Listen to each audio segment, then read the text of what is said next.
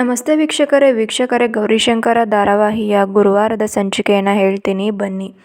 ಇನ್ನು ಈ ಸಂಚಿಕೆಯಲ್ಲಿ ಶಂಕರಂಗೆ ಗೊತ್ತಾಗಿರುತ್ತೆ ಗ್ರೀಷ್ಮನ ಕೂಡಾಕಿರೋದು. ಅದಕ್ಕೆ ರುದ್ರನ ಹತ್ರ ಹೋಗ್ತಾ ಇದ್ದಾನೆ. ನೋಡು ರುದ್ರಣ್ಣ, ನೀನು ಮಾಡ್ತಿರೋದು ಸರಿ ಇಲ್ಲ.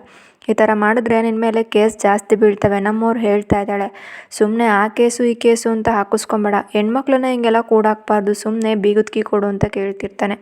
ನಾನು ಕೊಡಲ್ಲ ಅಂತೇಳಿ ರುದ್ರ ಹೇಳ್ತಿರ್ತಾನೆ. ಆಮೇಲೆ ಕೀನ ಕಿತ್ಕೊತಾ ಇದ್ದಾನೆ. ಕೀನ ಕಿತ್ಕೊಂಡು ಹೋಗಿ ರೂಮ್ ಬಾಗಿಲನ್ನು ತೆಗಿತಾ ಇರ್ತಾನೆ. ತೆಗಿಯೋಕ್ಕೆ ಹೋದಾಗ ಈ ಕಡೆ ಇವ್ರ ಅಪ್ಪ ಅಮ್ಮ ಮತ್ತು ರುದ್ರ ಇವ್ನು ಯಾಕೆ ಹಿಂಗೆ ಮಾಡ್ತಾ ಇದ್ದಾನೆ, ನಮ್ಮ ಪಾಲಿಗೆ ಇವನೇ ಶತ್ರು ಆಗ್ತಾ ಇದ್ದಾನೆ ಅಂತ ಕಾಣಿಸುತ್ತೆ. ಇವನಿಂದಲೇ ಎಲ್ಲ ಪ್ಲ್ಯಾನು ಹಾಳಾಗ್ತಾ ಇದೆ ಅಂತ ಹೇಳ್ತಿರ್ತಾರೆ. ಹೌದು ರೀ, ಬರ್ತಾ ಬರ್ತಾ ಇವನು ಹೆಂಡ್ತಿ ಮಾತನ್ನ ತುಂಬ ಕೇಳಂಗಾಗ್ಬಿಟ್ಟ ಅಂತೇಳಿ ಅವ್ರ ಅಮ್ಮ ಕೂಡ ಹೇಳ್ತಾ ಇರ್ತಾರೆ. ಈ ಕಡೆ ಹೋಗ್ಬಿಟ್ಟು ಅವನು ರೂಮ್ ಬಾಗಿಲನ್ನ ತೆಗಿದ ತಕ್ಷಣ ಆಚೆಗೆ ಒಳಗೆ ಇರೋ ಗ್ರೀಷ್ಮ ರುದ್ರ ಬರ್ತಾ ಇದ್ದಾನೆ ಅನಿಸುತ್ತೆ. ಅವನಿಗೆ ಈ ಚೂರಿಂದ ಚುಚ್ಚಿಬಿಡ್ತೀನಿ, ಅವ್ನು ಬಂದು ನನ್ನ ಮೇಲೆ ಏನಾದರೂ ಈ ಗಾಜಿಂದ ಅವನ್ನ ಚುಚ್ಚಿಬಿಡ್ತೀನಿ ಅಂತ ಹೇಳಿ ಗಾಜನ್ನ ಇಟ್ಕೊಂಡು ನಿಂತ್ಕೊಂಡಿರ್ತಾಳೆ. ರುದ್ರನ ಹತ್ರ ಕೀಸ್ಕೊಂಬಂದು ಶಂಕರ ಮತ್ತು ಗೌರಿ ಇಬ್ಬರು ಕೂಡ ಡೋರ್ ಓಪನ್ ಮಾಡ್ತಾರೆ. ಗ್ರೀಷ್ಮಂಗೆ ತುಂಬ ಖುಷಿ ಆಗುತ್ತೆ. ಗ್ರೀಷ್ಮ ಮತ್ತು ಗೌರಿ ಇಬ್ಬರು ಕೂಡ ಹಗ್ ಮಾಡ್ಕೊತಾ ಇರ್ತಾರೆ. ಅಕ್ಕ, ನನಗೆ ಯಾಕೆ ಈ ಥರ ಆಗ್ತಾಯಿದೆ, ನಾನು ನಿನ್ನ ಮಾತನ್ನ ಕೇಳಬೇಕಾಗಿತ್ತು ಅಕ್ಕ ಅಂತ ಹೇಳ್ತಾ ಇರ್ತಾರೆ. ನನಗೆ ತುಂಬ ಭಯ ಆಗ್ತಿದೆ ಅಂತ ಹೇಳ್ತಿರ್ತಾರೆ. ಭಯ ಪಡಬೇಡ ಗ್ರೀಷ್ಮ, ನಿನ್ನ ಪರವಾಗಿ ನಾನಿದ್ದೀನಿ, ನಿನ್ಗೆ ಏನೂ ಆಗೋದಿಲ್ಲ ಅಂತ ಹೇಳ್ತಿರ್ತಾರೆ. ಆಗ ಶಂಕರ ಇದ್ದನು. ನೋಡಿ ಗ್ರೀಷ್ಮು, ನೋಡು, ನೀನು ಯೋಚನೆ ಮಾಡಬೇಡ, ಈ ಮನೇಲಿ ಯಾರು ಹೇಗೋ ಗೊತ್ತಿಲ್ಲ, ನಿನ್ನ ಪರವಾಗಿ ನಾನು ಇರ್ತೀನಿ ಅಂತ ನಿಮ್ಮ ಭಾವ ಇರ್ತಾನೆ ಅಂತ ಹೇಳ್ತಿರ್ತಾರೆ. ಹೌದು ಭಾವ, ಥ್ಯಾಂಕ್ ಯು ಭಾವ ಅಂತೇಳಿ ಹೇಳ್ತಾ ಇರ್ತಾರೆ ಗ್ರೀಷ್ಮ.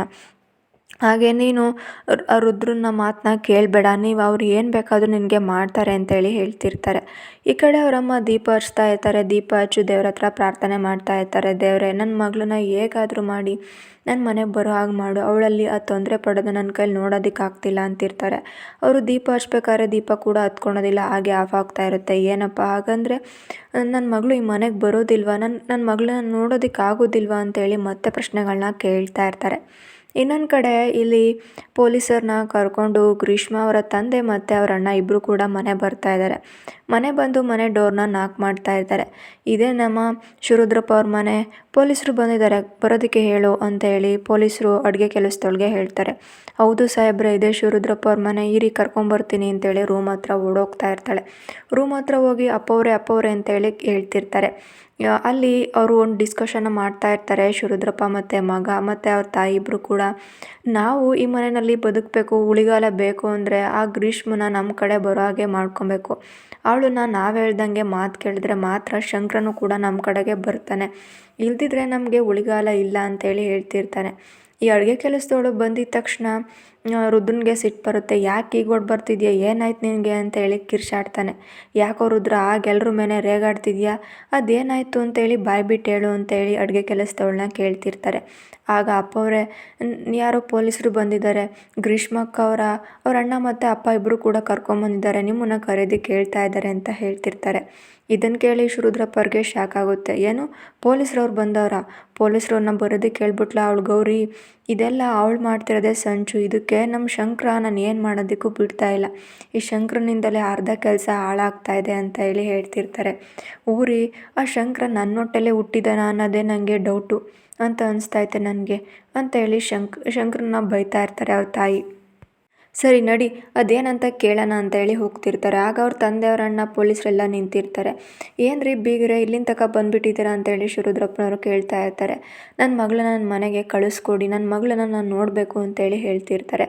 ನಿಮ್ಮ ಮಗಳನ್ನ ಅಂತೇಳಿ ಶಿವರುದ್ರಪ್ಪನವರು ಒಂಥರ ಮಾತಾಡ್ತಿರ್ತಾರೆ. ಆಗ ಪೊಲೀಸವ್ರು ಇದ್ದವರು, ನೋಡೆ ಪೊಲೀಸವ್ರಿಗೆ ಕುಡಿಯೋದಕ್ಕೆ ಏನಾದರೂ ತಣ್ಣಗೆ ಮಾಡ್ಕೊಂಬೋಗು ಅಂತೇಳಿ ಹೇಳ್ತಿರ್ತಾರೆ. ಪೊಲೀಸವ್ರು ಇದ್ದದ್ದು ನೋಡಿ, ತಣ್ಣಗೂ ಬೇಡ ಬಿಸಿಗೂ ಬೇಡ, ಪ್ರೊಫೆಸರ್ ಸಾಹೇಬರು ನಮಗೊಂದು ಕಂಪ್ಲೇಂಟ್ ಕೊಟ್ಟಿದ್ದಾರೆ, ಅವ್ರ ಮಗಳನ್ನ ನೀವು ಕಿಡ್ನಾಪ್ ಮಾಡಿದ್ದೀರಾ ಅಂತ ಕೋವಿ ತೊಗೊಂಡು ಹೆದರಿಸಿದ್ದೀರಾ ಅಂತ ಹೇಳಿದ್ದಾರೆ, ಅದಕ್ಕೋಸ್ಕರ ನಾವು ನಿಮ್ಮನ್ನು ಕರ್ಕೊಂಡೋಗ್ಬೇಕು ಅಂತ ಬಂದಿದ್ದೀವಿ, ಅವ್ರ ಮಗಳನ್ನ ಕಳಿಸ್ಕೊಟ್ಬಿಡಿ ಅಂತೇಳಿ ಕೇಳ್ತಾರೆ. ಅವ್ರ ಮಗಳನ್ನ ನಾವೇ ಕರ್ಕೊಂಬರೋಣ, ನಾವು ಅಲ್ಲೇ ಒಂದು ಅಕ್ಕಪಕ್ಕ ನಮ್ಮ ನೆಂಟರ ಮನೆಗೆ ಹೋಗಿದ್ವಿ, ಹಾಗೆ ಅವಳ ಮಗಳನ್ನ ಗ್ರೀಷ್ಮನ ನಮ್ಮ ಮನೆಗೆ ಕರ್ಕೊಂಬಂದ್ವಿ ಅಷ್ಟೇ, ಎದುರಿಸಿ ಬೆದರಿಸಿ ನಾವೇ ಕರ್ಕೊಂಬರೋದು ಅಂತೇಳಿ ಶಿವರುದ್ರಪ್ಪನವರು ಹೇಳ್ತಾ ಇರ್ತಾರೆ. ಆಗ ಈ ಕಡೆ ಅವ್ರ ತಂದೆ ಗ್ರೀಷ್ಮನ ಜೋರಾಗಿ ಕೂಗ್ತಾ ಇದ್ದಾರೆ. ಗ್ರೀಷ್ಮ ಎಲ್ಲಿದೆಯಾ ಬಾರಮ್ಮ ಅಂತೇಳಿ ಕರಿತಾ ಇದ್ದಾರೆ. ಹಾಗೆ 3-4 ಸಲ ಕೂಗಿರೂ ಕೂಡ ಗ್ರೀಷ್ಮ ಬರೋದಿಲ್ಲ. ಗೌರಿ ಇದ್ದಳು. ಅಪ್ಪ ಇವರೆಲ್ಲ ಸೇರಿಕೊಂಡು ಗ್ರೀಷ್ಮನ ಒಂದು ರೂಮಲ್ಲಿ ಕೂಡಾಕಿದ್ರು. ನಮ್ಮ ಮನೆಯವರು ಈ ಜೋಗಿಯವರೇ ಹೋಗಿ ಅವ್ರನ್ನ ಒಂದು ಕಿಟಕಿ ಡೋರ್ ಓಪನ್ ಮಾಡಿ ಆಚೆಗೆ ಬಿಟ್ಟರು. ಈಗ ಅವಳೆಲ್ಲೋ ಕೂತಿರ್ತಾಳೆ, ಇರಿ ಕರ್ಕೊಂಬರ್ತೀನಿ ಅಂತ ಹೇಳ್ತಿರ್ತಾರೆ. ನೋಡಿ ಸಾಹೇಬ್ರೆ, ನನ್ನ ಮಗಳು ಹೀಗೆ ಮನೆಯಲ್ಲಿ ಇಷ್ಟೊಂದೆಲ್ಲ ಕಷ್ಟಪಡ್ತಾ ಇದ್ದಾರೆ, ರೂಮಲ್ಲಿ ಪ್ರಾಣಿ ಥರ ಕೂಡಾಕಿದ್ದಾರೆ ಅಂತೇಳಿ ಹೇಳ್ತಿರ್ತಾರೆ. ಇದೆಲ್ಲ ಸುಳ್ಳು, ಈ ಗೌರಿ ಹೇಳ್ತಾರದೆಲ್ಲ ಸುಳ್ಳು ಅಂತೇಳಿ ಅವ್ರ ಅತ್ತೆ ಹೇಳ್ತಾ ಇರ್ತಾರೆ. ಅಷ್ಟರಲ್ಲಿ ಹೋಗಿ ಗ್ರೀಷ್ಮನ ಕರ್ಕೊಂಬರ್ಬೇಕು ಅಂತ ಹೋಗ್ತಾಳೆ ಗೌರಿ ಮತ್ತು ಅವ್ರ ಅತ್ತೆ ಇಬ್ಬರು ಕೂಡ. ಗ್ರೀಷ್ಮನಿಗೆ ಅವ್ರ ಅತ್ತೆ ಹೇಳ್ತಿರ್ತಾರೆ, ನೋಡಮ್ಮ ಗ್ರೀಷ್ಮ, ನಿನ್ನ ಎಷ್ಟು ಚೆನ್ನಾಗಿ ನೋಡ್ಕೊಂಡಿದ್ದೀನಿ, ನನ್ನ ಮಗಳು ಥರ ನೋಡ್ಕೊಂಡಿದ್ದೀನಿ, ಪೊಲೀಸ್ರ ಹತ್ರ ಎಲ್ಲದನ್ನೂ ಸತ್ಯ ಹೇಳಬೇಡ, ನನ್ನ ಮೇಲೆ ಸ್ವಲ್ಪ ನಿನಗೆ ಒಂದು ಸ್ವಲ್ಪನಾದರೂ ಇಷ್ಟ ಅಲ್ವಾ, ಅದಕ್ಕೋಸ್ಕರ ನನ್ನ ಈ ವಿಷಯದಿಂದ ಬಚಾವ್ ಮಾಡು ಅಂತೇಳಿ ಕೇಳ್ಕೊತಾ ಇರ್ತಾರೆ. ಗೌರಿ ಇದ್ದೋಳು, ನೋಡು ಗ್ರೀಷ್ಮ, ಇಲ್ಲಿ ನಡೆದಿರೋ ವಿಷಯ ಎಲ್ಲ ಹೇಳ್ಬಿಡು, ನೀನು ಯಾವುದಕ್ಕೂ ಹೆದರ್ಕೊಂಬೇಡ, ನಾನು ನಿನ್ನ ಹತ್ರ ಇರ್ತೀನಿ, ಸುಮ್ಮನೆ ನೀನು ಭಯ ಪಡ್ಕೊಂಡು ಯಾರ ಮಾತನ್ನು ಕೂಡ ಕೇಳಬೇಡ ಅಂತ ಹೇಳ್ತಿರ್ತಾರೆ. ಗ್ರೀಷ್ಮ ಇಬ್ಬರು ಮಾತನ್ನು ಕೇಳಿ ಆಚೆ ಬರ್ತಾ ಇದ್ದಾಳೆ. ಆಚೆ ಬಂದಾಗ ಪೊಲೀಸರು ಕೇಳ್ತಿದ್ದಾರೆ, ನೋಡಮ್ಮ, ನೀನು ಇಲ್ಲಿ ನಿಮ್ಮಪ್ಪ ಹೇಳ್ತಾ ಇದ್ದಾರೆ ನಿನ್ನ ಕಿಡ್ನಾಪ್ ಮಾಡ್ಕೊಂಬಂದು ಈ ಮನೆಯಲ್ಲಿ ಇಟ್ಕೊಂಡಿದ್ದಾರೆ ಅಂತ, ಸತ್ಯ ಏನು ಅಂತ ನೀನು ಹೇಳಬೇಕು ಅಂತ ಹೇಳ್ತಿದ್ದಾರೆ.